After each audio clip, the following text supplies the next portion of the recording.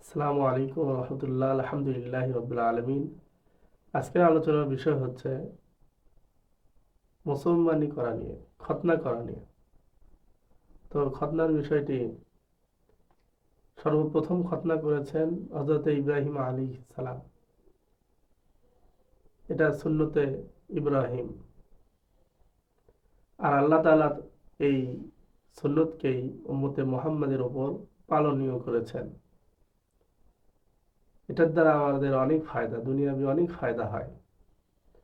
তো খতনা করার সময়টা নিয়ে, কোন সময়ে খতনা করতে হবে বাচ্চাকে, খতনা করাইবেন কখন?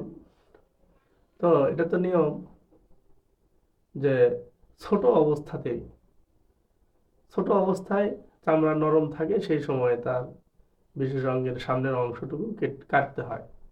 এটাই সবচাইতে ভালো, ছোট বয়সে। আবার এত ছোট না হয় যে তার খতনা করার কারণে সে যে কষ্টের সম্মুখীন হবে এটা সহ্য করার ক্ষমতা তার নাই। এরকম কষ্ট সহ্য সহ্য করার মতো ক্ষমতা যেন আসে, সেই সময় তাকে খতনা করাতে হবে। আবার এত বড় না হয়ে যায় যে সে বালেগ হয়ে গেছে, অর্থাৎ বালেগ যদি হয়ে যায় বা এত বয়স বেশি হয়ে যায়, সে সময় তার বিশেষ অঙ্গের যে চামড়াটা এটা শক্ত হয়ে যায়, সেই জন্য সে সময় তার কষ্ট হয়ে যায় খতনা করাইতে। সম্মানিত সুধী, তো এমন যদি কোনো মানুষ হয় যে এমন জীর্ণ শীর্ণ যুবক ছেলে, এমন অবস্থায় যে খতনা করবে করবে করতে করতে শিশুকাল অতিবাহিত হয়ে যায়, যুবকে পদার্পণ করে, বালেগ হয়ে যায়, আর সে এমন জীর্ণ শীর্ণ যে তাকে যদি খতনা করানো হয় তাহলে সে এরকম ভাবে কঠিন মুশকিলের ভেতরে পড়ে যাবে, এমনকি হয়তো বা মৃত্যু হয়ে যেতে পারে। সে খতনার এই কষ্ট সহ্য করতে পারবে না। আবার এরকম বৃদ্ধ মানুষ যদি হয়, যে বৃদ্ধ অবস্থায় ইসলাম গ্রহণ করছে, এরপর তাকে খতনা করাতে হচ্ছে, আর সে ওই খতনা করানোর ওই শক্তিটা তার ভেতরে নাই। তো এই অবস্থাতে, এই সব অবস্থাতে অভিজ্ঞ দিনদার চিকিৎসক যদি পরামর্শ দেন যে না, খতনা করানোর প্রয়োজন নেই, খতনা করলে তার ক্ষতি হবে, তাহলে সেই সময় খতনা না করে দূরে থাকাই এটা উত্তম। আর যদি এমন হয় যে সাধ্য আছে তাহলে করতে পারেন। সম্মানিত সুধী, তো সন্তানের খতনা করানো, পুরুষের খতনা করানো এটা সুন্নাত।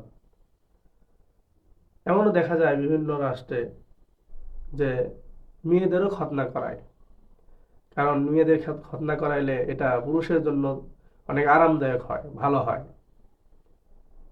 তো এটা তারা ভালো মনে করে বা করে থাকে তাদের সুবিধার জন্য, পছন্দনীয় তারা মনে করে। এটা সুন্নত নয়, পুরুষের খতনা করা সুন্নত। সম্মানিত সুধী, তো খতনার পরে যে মানুষকে দাওয়াত দিয়ে খাওয়া দাওয়া করানো হয়, এরকম ভাবে আদর আপ্যায়ন করা হয়, তো এটা স্বাভাবিকভাবে তো এটা জায়েজ আছে। তবে যদি এমন হয় যে অস্বাভাবিক, যে কার্ড ছাপাইছে, এরকম ভাবে বড় অনুষ্ঠান করছে, জাঁকজমকপূর্ণ অনুষ্ঠান করে সন্তানের খতনা এভাবে পালন করতেছে, তো এটা সুন্নত পরিপন্থী কাজ হবে। এই সমস্ত কাজ থেকে আমাদেরকে দূরে থাকতে হবে। সম্মানিত সুধী, খতনা করলে অনেক ফায়দা, অনেক রোগ মুসিবত থেকে, বালা থেকে এরকম ভাবে মানুষ মুক্ত থাকে খতনা করার মাধ্যমে। ইউরোপীয় ডাক্তারগণও এরকম ভাবে বলেছেন যে মুসলমানরা খতনা করে, এর দ্বারা অনেক রোগ থেকে তারা হেফাজত থাকে। সম্মানিত সুধী, ডাক্তারদের গবেষণা অনুযায়ী আমরা যে খতনা করব সেদিকে ঝুঁকবো তা নয়। আমরা ইসলামকে, ইসলামের যে বিধান, ইসলামের যে রীতি, শরীয়তের যে বিধান আছে, সেই দিকে লক্ষ্য করে আমরা খতনার কাজ করব বা অন্যান্য বিধান ইনশাল্লাহ পালন করব।